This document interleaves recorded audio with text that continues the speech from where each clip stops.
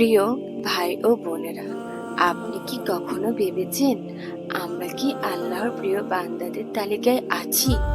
যদি আজ আমি আপনাকে 7টি বিশেষ লক্ষণ বলি, যা থাকলেই বুঝবেন আল্লাহ তাআলা নিজ হাতে আপনাকে আখিরাতে সাফল্যের জন্য প্রস্তুত করছেন, আপনার মন কেঁপে উঠবে। আসুন আমরা আজকে এই 7টি লক্ষণ জেনে নিই, যে 7টি লক্ষণ থাকলে আপনি বুঝে নেবেন আল্লাহ রাব্বুল আলামিন আপনাকে জান্নাতের জন্য প্রস্তুত করছে। নাম্বার 1, আপনার অন্তরে পাপের প্রতি ঘৃণা জন্মানো। আগে হয়তো কিছু গুনাহ করতে গিয়ে হৃদয়ের কোনো কষ্ট হতো না, বরং আনন্দ লাগতো। কিন্তু এখন যদি দেখেন অন্য গুনাহ করতে গিয়ে আপনার ভেতরে অপরাধবোধ জেগে ওঠে, অন্তর ভারী হয়ে যায়, এটা আল্লাহর এক বড় দয়া। আল্লাহ তাআলা বলেন সূরা হুজুরাত আয়াত নম্বর 49, যখন আল্লাহ কোনো বান্দাকে ভালোবাসেন তখন তিনি তার অন্তরে পাপের প্রতি ঘৃণা ঢেলে দেন, যেন সেই বান্দা গুনাহের পরিবেশেও নিজেকে আলাদা রাখে। প্রশ্ন, আজ আপনি নিজের হৃদয়ের অনুভব করুন, যখন পাপের সুযোগ আসে তখন কি আপনার অন্তর কেঁপে ওঠে নাকি শান্ত থাকে? নাম্বার 2, নেক আমলের প্রতি অদম্য আগ্রহ। যখন আল্লাহ আপনাকে সাফল্যের জন্য প্রস্তুত করেন আর আল্লাহ তাআলা আপনাকে জান্নাতে নিয়ে যেতে চান, তখন তিনি আপনার অন্তরে নামাজ, কোরআন, তিলাওয়াত, দান সদকা, জিকির এসবের প্রতি এক অদ্ভুত টান সৃষ্টি করেন। সাল্লাল্লাহু আলাইহি সাল্লাম বলেছেন, যার জন্য আল্লাহ তাআলা কল্যাণ চান তাকে দ্বীনের গভীর বুঝ দান করেন। বুখারী ও মুসলিম।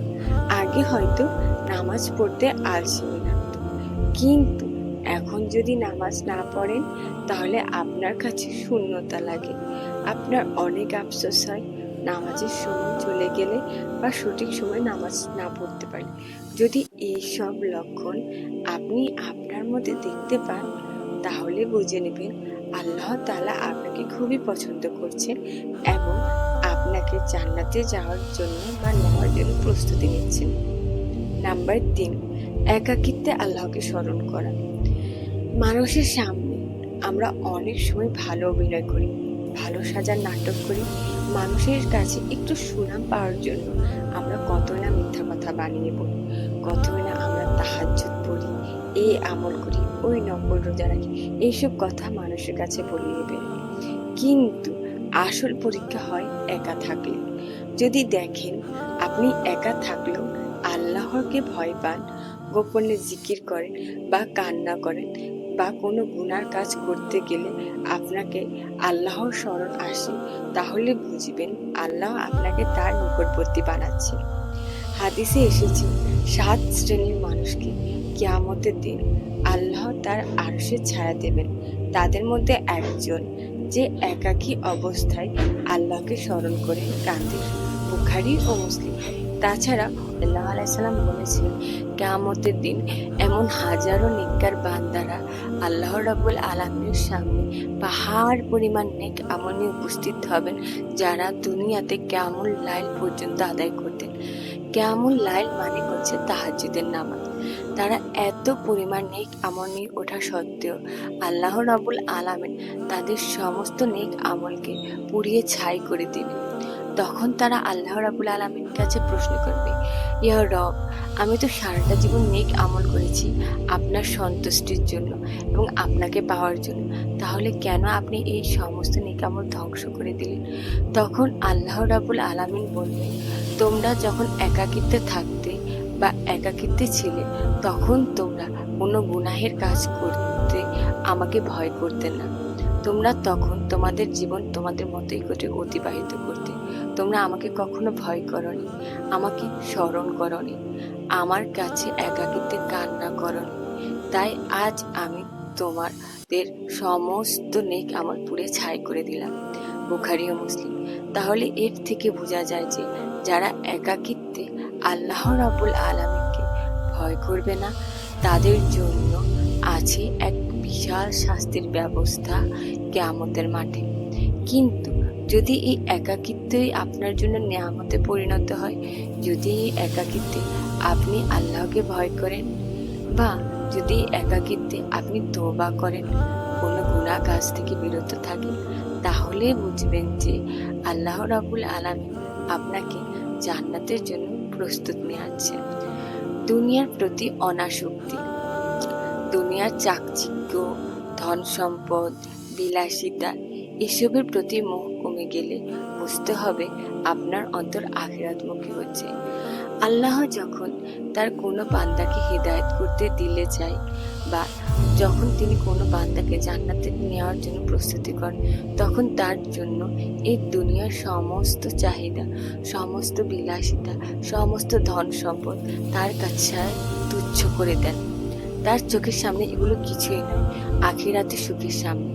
তখন সে শুধুমাত্র আখিরাতে যাওয়ার জন্য আকাঙ্ক্ষা করে। কোরআনে আল্লাহ বলেন, আল্লাহ যখন বান্দাকে জান্নাতের জন্য প্রস্তুত করেন, তখন দুনিয়ার অস্থায়ী সুখকে তুচ্ছ মনে হয়, আর আখিরাতে স্থায়ী সুখের দিকে মন ঝুঁকে যায়। সূরা আলে ইমরান আয়াত 185। 5. সৎ মানুষের সঙ্গ লাভ। আপনি কার সাথে বেশি সময় কাটান, এটা আপনার আখিরাতের ভবিষ্যৎ ঠিক করে দেয়। যদি দেখেন আল্লাহ আপনাকে এমন বন্ধু, শিক্ষক বা পরিবেশ দিচ্ছেন বা পরিবার দিচ্ছেন যারা আপনাকে আল্লাহর দিকে টেনে নিচ্ছে, তবে এটা তার পক্ষ থেকে সাফল্যের লক্ষণ। কারণ আল্লাহ রাব্বুল আলামিন যখন কোনো মানুষকে জান্নাতের জন্য প্রস্তুত করেন, তখন তার জন্য ওই পরিবেশটাও ঠিক ওরকমই ক্রিয়েট করে দেন, যাতে করে সে দিনদার থাকতে পারে, দিনদার মানুষের সাথে মিশতে পারে, এবং তার জন্য জান্নাতে যাওয়াটা সহজ হয়ে যায়। রাসূল সাল্লাল্লাহু আলাইহি সাল্লাম বলেছেন, মানুষ তার বন্ধুর দিনের উপর থাকে, তাই তোমরা কার সাথে বন্ধুত্ব করছো দেখে নাও। আবু দাউদ ও তিরমিজি। নাম্বার 6, নিয়মিত তওবা ও ইস্তিগফার অভ্যস্ত হওয়া। পাপমুক্ত কোনো মানুষ নেই, কিন্তু আল্লাহর প্রিয় বান্দারা হলো তারা যারা প্রতিটি ভুলের পর তৎক্ষণাৎ তওবা করে। রাসূল সাল্লাল্লাহু আলাইহি সাল্লাম দিনে 70-এর বেশি বার ইস্তিগফার করতেন। বুখারী। যদি দেখেন আপনি ভুল করলে তওবা করার তাগিদ অনুভব করেন, এটা আল্লাহর পক্ষ থেকে নেক বান্দাদের স্বভাব। নবীজি সাল্লাল্লাহু আলাইহি সাল্লামের জীবনে কোনো ধরনের গুনাহ না থাকা সত্ত্বেও তিনি প্রতিদিন নিয়মিত 70 বার করে ইস্তিগফার করতেন। আর আমরা তো সাধারণ মানুষ, আর আজকের জামানায় আমাদের প্রত্যেকটা কদমে গুনাহ হয়ে থাকে। তাহলে কি আমাদের উচিত নয় প্রতিটি কাজের ফাঁকে ফাঁকে আমরা ইস্তিগফার পড়ি? শুধুমাত্র খাওয়া, ঘুম এবং পড়াশোনা ছাড়া আর প্রত্যেকটা কাজে আমরা আল্লাহর কাছে মাপ চাই, আল্লাহর কাছে ক্ষমা চাই, যাতে করে আল্লাহ তাআলা আমাদেরকে ক্ষমা করে দিন। আর যেই সব বান্দাদের এই গুনার জন্য বা এই পাপের জন্য অনুশোচনা হয়, বেশি থেকে বেশি ইস্তিগফার পড়ে, উঠতে বসতে খেতে সব জায়গায়, তাহলে বুঝে নেবেন আল্লাহ তাআলা ওই বান্দাদেরকে জান্নাতের জন্য প্রস্তুত নিচ্ছেন। আপনি একবার নিজেকে অ্যানালাইজ করুন, কি আপনার মধ্যেও এই গুণগুলো আছে যে আপনার ইস্তিগফার পড়া ছাড়া আপনার থেকে ভালো লাগে না? আপনি সব কাজ করতে আল্লাহকে স্মরণ করছেন, তাহলে বুঝে নেবেন আপনিও একজন যাকে আল্লাহ রাব্বুল আলামিন বেহেশতে নেওয়ার জন্য আপনাকে প্রস্তুত করছেন। নাম্বার 7, জীবনের প্রতিটি পরীক্ষা ধৈর্য ধারণ করা। রোগ, কষ্ট, দুঃখ, ক্ষতি এসব যখনই আসে, তখন যদি আপনি ধৈর্য ধরতে পারেন এবং আলহামদুলিল্লাহ বলতে পারেন, আর তাছাড়া আল্লাহ রাব্বুল আলামিনের প্রতি পুরো বিশ্বাস রাখেন যে এই পরীক্ষাটা আল্লাহ রাব্বুল আলামিনের কাছ থেকে এসেছে, এবং নিঃসন্দেহে আল্লাহ রাব্বুল আলামিন যদি চায় তাহলে আমাকে অবশ্যই রক্ষা করবে, এবং আল্লাহ রাব্বুল আলামিন যদি চায় তাহলে আমাকে ক্ষমা করে দিবে, মাফ করে দিবে। এই পরীক্ষার মাধ্যমে রোগ, কষ্ট, দুঃখ, ক্ষতি এসব কিছু আমাদের জন্য একটি পরীক্ষা হিসেবে আসে। আর এই পরীক্ষার অল্টারনেটিভে আল্লাহ রাব্বুল আলামিন যে গুনাহগুলো হয়ে যায় আমাদের মাধ্যমে, ওই গুনাহগুলো আমাদের থেকে আল্লাহ রাব্বুল আলামিন মাফ করে দেন, এবং আমাদের যে গুনার খাতা থাকে তা কিন্তু পরিষ্কার হয়ে যায়।